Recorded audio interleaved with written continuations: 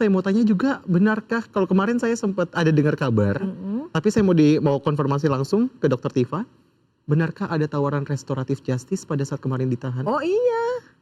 Oh Bentuknya ditahan seperti apa? kemarin? Enggak, restoratif justice itu dari sejak, pokoknya yang beruntun itu ya, yang kemudian mengikuti menggunakan restoratif justice sejak 8 Januari 2026 ya, which is itu adalah Egy Sujana dan Heri Lubus, lalu disusul sama Rismon tanggal 2 Maret 2026, kan mereka menggunakan restoratif justice ketika peristiwa ini masih ada di Polda kan gitu.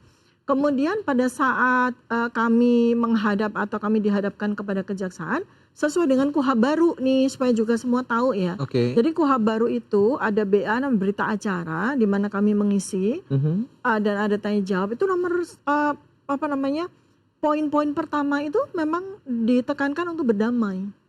Oke. Iya, memang itu semua nanti semua tersangka atau semua apapun dalam kasus apapun pasti seragam. Kalau ada perselisihan atau ada laporan, pokoknya perselisihan antara kedua belah pihak, baik itu pidana maupun perdata, itu udah ada apa turunan dari KUHP baru, yaitu damai dulu. Kemudian pihak yang dilaporkan mau nggak minta maaf gitu kan, mau nggak melakukan restoratif, seperti itu. Memang ada seperti itu. Ya saya dengan tegas berkata tidak. Yang salah siapa? Kan yang salah yang malsuin ijazah, ya kan? Yang salah kalau kita bicara salah dan benar ya, yang salah yang tentu saja dugaan dan kita apa namanya kita buktikan dengan penelitian ilmiah kita yang bisa kita pertanggungjawabkan. Yang salah ya yang menuduh saya, kan begitu. Saya salah apa? Saya melakukan kerja profesional kok sebagai peneliti. Yang menuduh siapa? Yang menuduh yang melaporkan saya tuh. Iya, siapa yang melaporkan? Ya kan Joko Widodo yang melaporkan saya. Sama ada 3 orang itu. Kelihatannya kok seperti gini, macam kayak detektif takut. Enggak, ini kan saya berurusan dengan Joko Widodo. Ya, jadi maksud saya juga menanyakan ini supaya yang menonton juga clear seperti itu. Iya, kan kita lagi bicara tentang apa sih ini? Iya, makanya orang juga clear seperti itu. Apakah ada dalam tanda kutip ketakutan untuk menyebut-nyebut namanya, atau justru ini akan secara gamblang seperti itu, dokter? Kalau takut itu saya akan ikut Egy Sujana kan. Nah, kan gitu. Itu kan ciri-ciri orang takut kan. Berarti yang ngambil restoratif justice itu yang takut. Oh iyalah, takut menghadapi sidang kan. Dan saya diminta loh, berkali-kali loh, dibujuk-bujuk sampai diikutin kemana-mana untuk supaya saya mau restoratif justice loh. Terakhir restoratif justice ditawarkan kapan, dok? Ya sekitaran bulan Januari sampai bulan April, sampai Lebaran itu kan April ya. Iya, terus ada. Tawarannya seperti apa? Ya, kalau kita boleh tahu. Ya intinya sudah berkali-kali juga saya ceritakan ya. Ayolah dok, ke Solo lah dok, mau ya dok, restoratif justice dok. Maksudnya bertemu dengan mantan presiden? Ya, bertemu dengan orang yang melaporkan saya, which is itu adalah Pak Joko Widodo. Ayolah dok, ke Solo lah dok, mau lah dok, gitu loh. Maksudnya apa? Mereka supaya tidak terjadi peristiwa sidang kan. Sebab ya saya bilang kalau sampai sidang, saya kasihan negara ini. Kasihan negara ini, lebih dari itu kasihan Pak Jokowi gitu loh.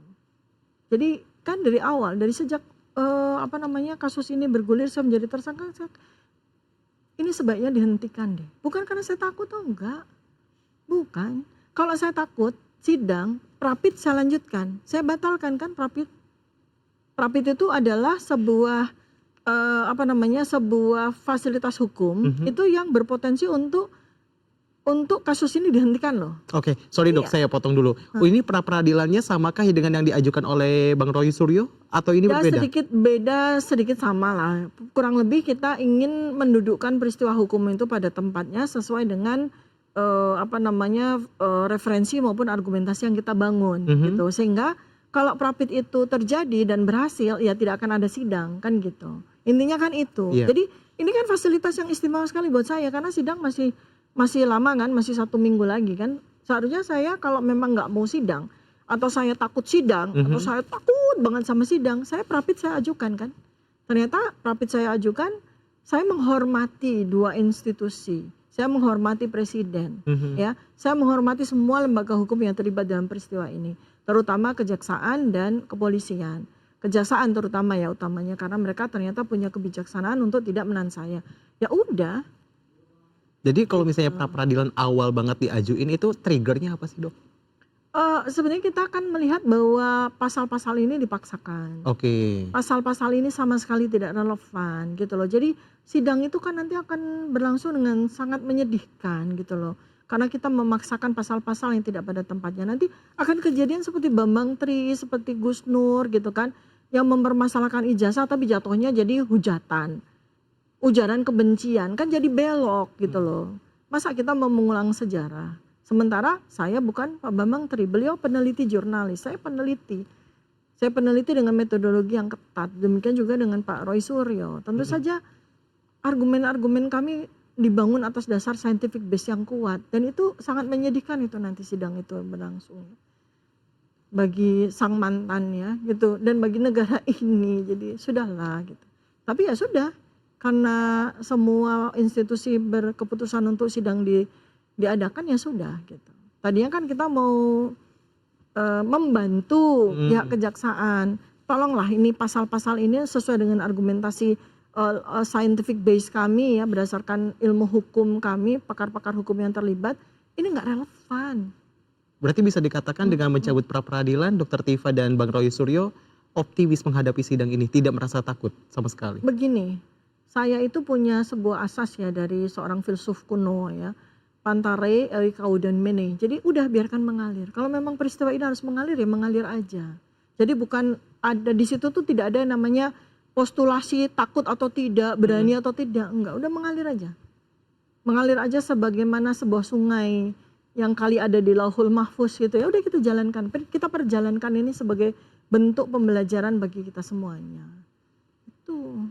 Nah, tadi kalau misalnya ngomongin pra peradilan yang dicabut seperti itu diskusinya lumayan alotkah dengan kuasa hukum sampai akhirnya pra peradilan dari Dr. Tifa ini dicabut seperti itu, dibatalkan? Ya tidak alot juga, karena kita semua dari setahun yang lalu kan tim kita solid ya. Apa pertimbangannya, dokter? Ya memang gini, jadi pertimbangan utama tentu saja kan, sidang ternyata kami tidak ditahan. Kemudian ada 2 pasal yang di drop ya, di drop out ya. Jadi menurut kami sudahlah kita sidang saja gitu. Sekaligus kita belajar, semua 280 juta rakyat Indonesia kita ajak belajar sama-sama. Kan sidang terbuka ya, mudah-mudahan nanti kita nobar bareng gitu kan. Saya sebagai artisnya di situ gitu kan.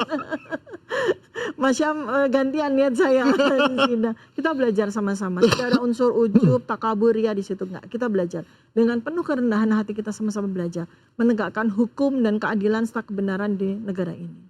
Jadi tidak ada rasa takut, jadi optimis aja, jalanin aja. Jalanin aja, lebih kepada jalanin aja dengan penuh kerendahan hati gitu. Supaya kita dapat pelajaran. Kalau kita jalanin dengan takabur, kita nggak dapat pelajaran, mental semua pelajaran.